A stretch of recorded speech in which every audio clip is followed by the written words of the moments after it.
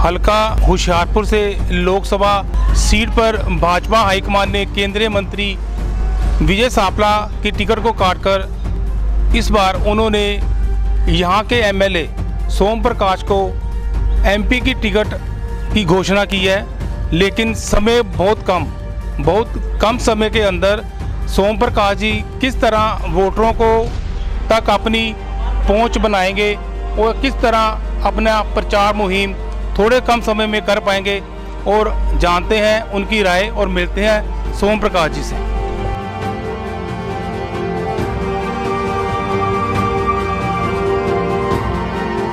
लोकसभा चुनावों में भाजपा हाईकमान ने होशियारपुर सीट से केंद्रीय मंत्री विजय सांपला की टिकट काटकर इस बार उन्होंने सोम प्रकाश जी को भरोसा जताते हुए इस सीट पर उतारा है और समय बहुत कम है।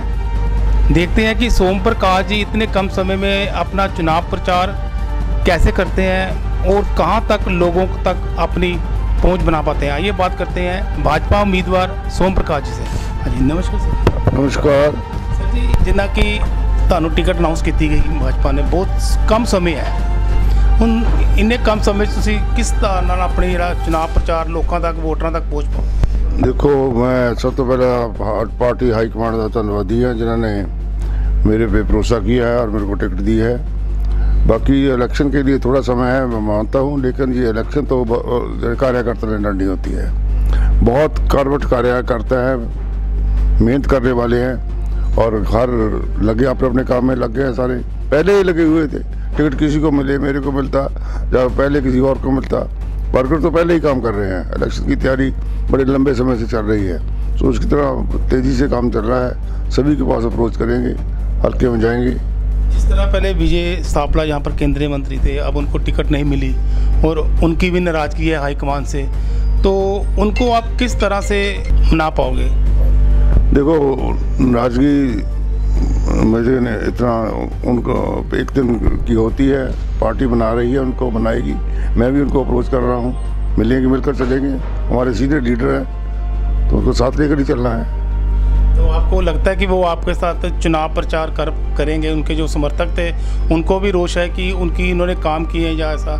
डेफिनेटली चलेंगे जी, कारण नहीं, ना चलने का कोई कारण नहीं है, चलेंगे हमारे साथ। तो इतने जो कम समय के अंदर आपका एरिया भी इतना बड़ा है, तो किस तरह से आप अप्रोच कर? पहले इलेक्शन से यहाँ से लड़ चुका हूँ, 2009 में लड़ी थी, 360 वोट से हारा था।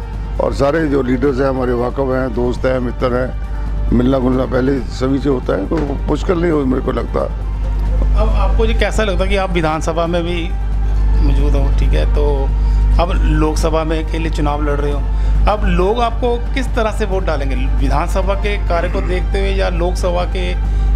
देखो, वोटें डालनी है सरकार का। पहले मोदी सरकार ने क्या किया है, उसके क्या जितने अच्छे काम किए हैं, जो कुछ लोगों के लिए किया है, उसको देख कर करनी है। जो मौजूदा पंजाब में सरकार चल रही है, उसकी फेलर्स क्या है, 2 साल में किया कुछ नहीं है, सभी लोग जानते हैं। दुखी हैं लोग, झूठ बोलकर सरकार बनी है, झूठ के सहारे से सरकार बनी है। तो इसलिए लोग तो अक चुके हैं कांग्रेस से।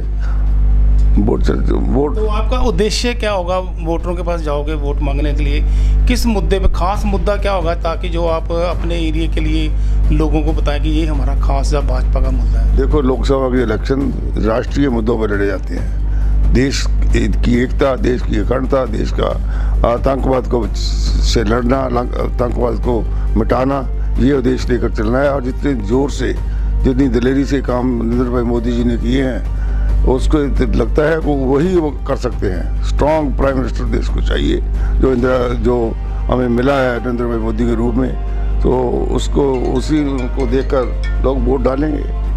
तो आप जीत जाते हैं तो उसके बाद आपका क्या मुद्दा होगा?